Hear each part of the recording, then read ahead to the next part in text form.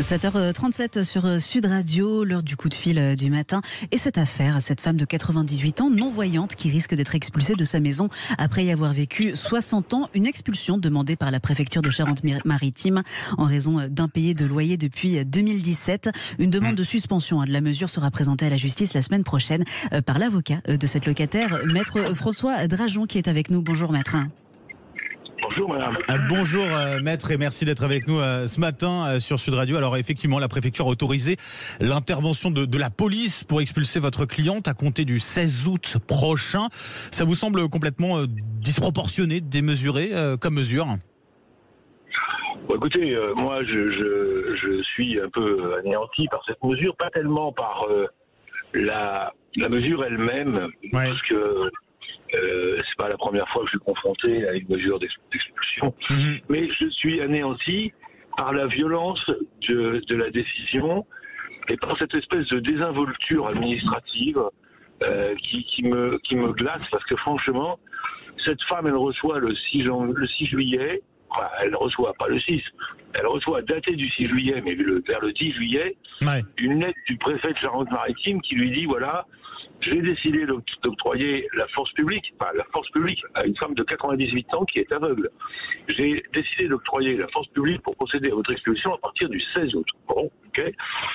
Et la signataire de cette lettre, qui est elle-même sous-préfet et directrice du cabinet du préfet, rajoute, si vous n'avez pas de solution de relogement à cette date, vous pourrez alors appeler le 115. Non mais je sais pas si les gens se rendent compte de ce qu'ils écrivent.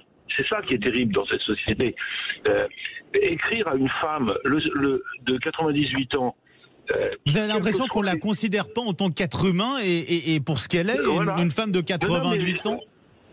J'ai l'impression que la dame qui a signé cette lettre, qui est un fonctionnaire d'État, qui est démoulé de l'ENA il y a quelques semaines, quoi, elle se rend pas compte de ce qu'elle écrit. Elle se rend pas compte que cette femme dort plus. Elle se rend pas compte que c'est réellement dramatique pour elle, parce que cette dame, elle a aucun affaissement cognitif. C'est une femme qui est d'une grande intelligence, et elle est dans une situation extrêmement compliquée, mais ça on va y revenir.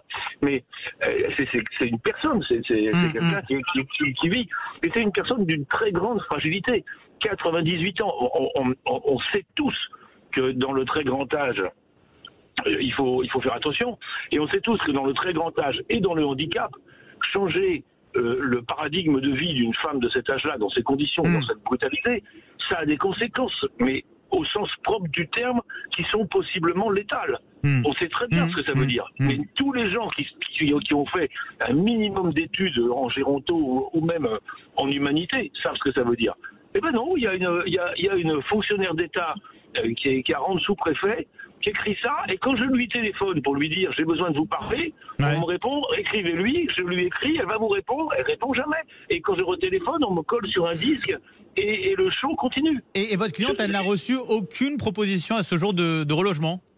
Alors, elle a reçu, elle a reçu, c'est la doxa de cette jeune femme. Elle a reçu 2 propositions de relogement. J'ai versé au débat un certificat médical de son médecin.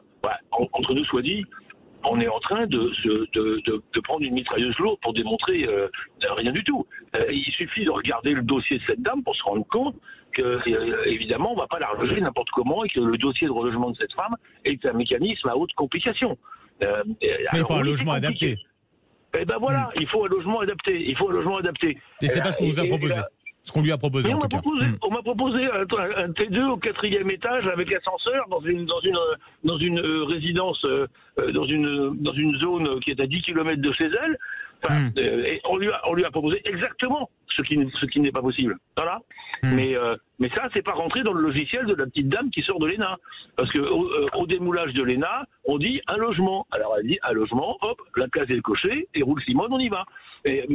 On parle d'une décision de justice, en l'occurrence, sur les impayés de votre cliente. Mais ça encore. Alors ça, oui. Alors, je vais vous dire. D'abord, oui, il y a des impayés. Hein. Oui, c'est clairement. 2, oui, il y a une décision de justice. Oui. Et alors parce que pour les impayés, est-ce qu'il y a un principe de droit qui consiste à dire qu'on oublie toute forme d'humanité parce qu'il y a un impayé. Non. Non seulement il n'y a pas un principe de droit, mais il y a un principe de droit contraire. C'est-à-dire que le préfet est tenu de reloger cette personne vulnérable. Il y a une directive ministérielle en ce sens. Il est tenu de reloger la personne avant toute mesure d'expulsion et dans des conditions de dignité. Bon, là, on a atomisé les conditions de dignité. On lui a dit, vous voyez, avec le 115. Parce qu'on lui a proposé un logement qui n'est pas conforme et qu'elle ne peut pas accepter. Alors, en fait, Maître, c'est le bal des faux culs. Ce dossier, c'est le bal des faux culs. On fait semblant de respecter et on respecte rien. En tout cas, vous allez passer de nouveau avec votre client devant le juge la semaine prochaine, le 27 juillet. Vous avez d'ailleurs appelé vos confrères à vous rejoindre de toute la France pour cette audience. Ils ont répondu présent pour certains. Et qu'attendez-vous de cette audience ?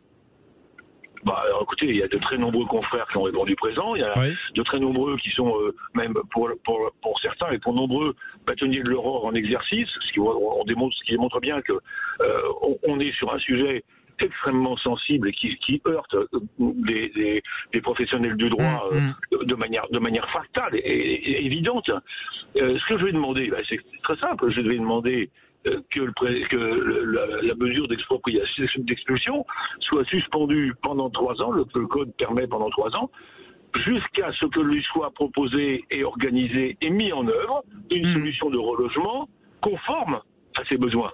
Oui, qui soit adapté finalement à sa situation. Maître François Drajon, un grand merci en tout cas d'avoir été avec nous ce matin sur Sud Radio. Donc je rappelle, avocat de cette locataire aveugle de 98 ans menacée d'expulsion à La Rochelle. Bon courage en tout cas à vous pour la suite de votre combat et on suivra bien sûr cette affaire la semaine prochaine.